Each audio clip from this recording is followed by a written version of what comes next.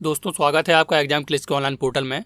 आज 27 अक्टूबर को SSC JE का फर्स्ट शिफ्ट का जो पेपर हुआ उसमें कौन कौन से क्वेश्चन पूछे गए थे उसको हम लोग देखेंगे और ये भी जानेंगे कि ओवरऑल जो पेपर था वो सिंपल था या मॉडरेट, और इसमें कितना अटेम्प्ट होना चाहिए कि आपका पेपर क्लियर हो सकता है।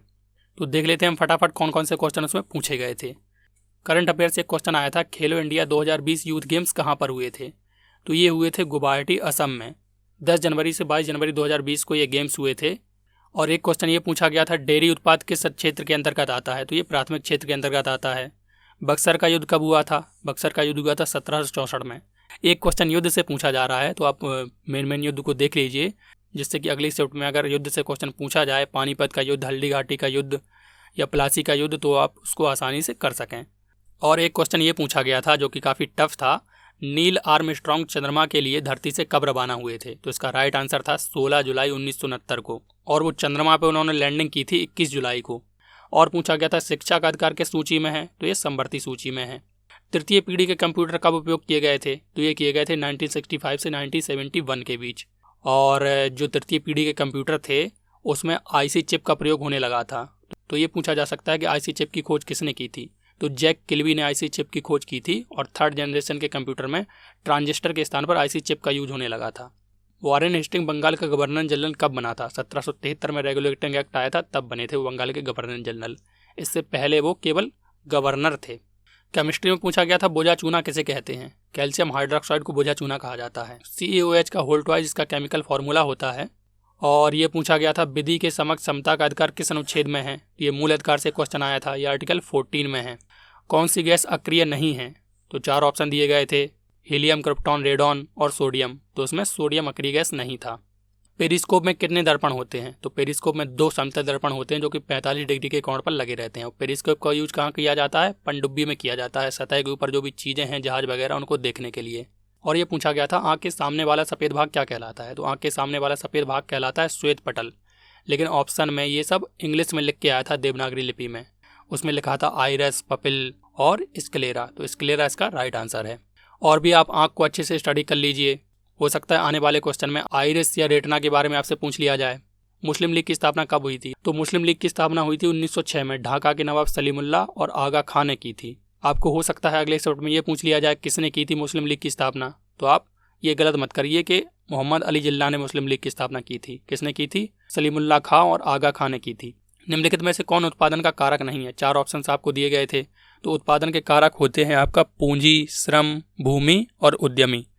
तो उद्यमी के स्थान पर यह दिया गया था लाभ। लाभ आपका उत्पादन का कारक नहीं है। विटामिन से क्वेश्चन पूछा गया था, आंखों से संबंधित विटामिन कौन सा है? तो इसका राइट आंसर था विटामिन ए आंखों से संबंधित है, इसकी कमी से रतौंधी हो जाती है।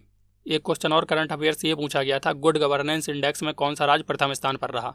तो ये तमिलनाडु है प्रथम स्थान पर। कुल मिला के जो करंट अफेयर्स थे वो आपके जनवरी 2020 तक पूछे गए थे, क्योंकि खेलो इंडिया गेम्स भी जनवरी में हुए थे और ये गुड गवर्नेंस इंडेक्स भी आपका दिसंबर 2019 में आया था। तो आप जनवरी 2020 तक के करंट अफेयर्स ही इसमें देख लीजिए, यही पूछे गए थे। इकोनॉमी से एक क्वेश्चन आया था इस टाइप का, किसी देश की जीडीपी किसका योग होती है? तो किसी देश की जीडीपी होती है जो सकल घरेलू उत्पाद, वो जीएनपी यानी कि ग्रॉस नेशनल प्रोडक्ट में से अगर हम विदेशों से प्राप्त आय घटा दें तो उस देश की जीडीपी प्राप्त हो जाती है। एक क्वेश्चन ऊष्माक्षेपी अभिक्रिया से आया था। ऑप्शंस दिए गए थे आपके, श्वसन, प्रकाश संश्लेषण या बाष्पोत्सर्जन में कौन सी आपकी ऊष्माक्षेपी अभिक्रिया नहीं है। और एक क्वेश्चन आया था जीवन प्रत्याशा से। ओवरऑल जो जीके का सेक्शन था वो तो सिंपल था, बस केमिस्ट्री के क्वेश्चन थोड़े से ज़्यादा आए थे।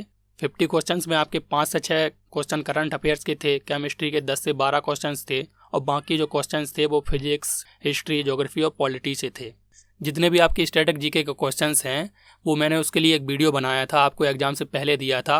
मोस्ट ऑफ 8 से 10 क्वेश्चन उस वीडियो से आपके आए हुए हैं।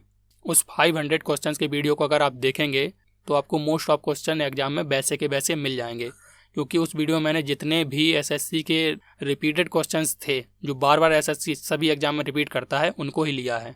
और एसएससी सीएचएसएल में जो एग्जाम अभी रिसेंटली हुआ था उसमें जो क्वेश्चन पूछे गए थे उन सारे क्वेश्चंस को मैंने उस वीडियो में शामिल किया है। उस वीडियो का लिंक मैं डिस्क्रिप्शन में दे रहा हूँ, आप उस वीडियो को देख के रिवीजन अच्छे से कर सकते हैं। और बात की जाए रीजनिंग की, तो रीजनिंग का जो लेवल था वो सिंपल टू मॉडरेट था। बस जो राउंड टेबल, सीक्वेंस और कोडिंग डिकोडिंग के जो क्वेश्चन थे वो थोड़े से टाइम टेकिंग थे, बाकी रीजनिंग तो सिंपल थी। और बात की जाए टेक्निकल पोर्शन की, तो टेक्निकल पोर्शन ज़्यादा सिंपल टू मॉडरेट ही था। अगर आप मैकेनिकल के हैं तो मैकेनिकल में हाइड्रोलिक्स, थर्मोडायनेमिक्स में से बॉयलर के जो क्वेश्चन थे थ्योरेटिकल, वो सब ज़्यादा पूछे गए थे। अगर बात की जाए ओवरऑल पेपर की, तो अगर आपने 170 प्लस क्वेश्चन किए हैं तो ये एक गुड अटेम्प्ट है, यानी कि आपका पेपर 1 क्लियर हो सकता है। तो दोस्तों ये सारे क्वेश्चन पूछे गए थे फर्स्ट शिफ्ट में। अब हम लोग अगले वीडियो में देखेंगे कि जो शाम की शिफ्ट होगी 27 अक्टूबर की, उसमें कौन कौन से क्वेश्चन पूछे गए हैं। तो अगर आप चैनल पर नए हैं तो आप चैनल को सब्सक्राइब कर लीजिए, जिससे आने वाली वीडियोज़ के नोटिफिकेशन आपको मिलते रहें। अब हम लोग मिलेंगे नेक्स्ट वीडियो में, तब तक के लिए जय हिंद, जय भारत।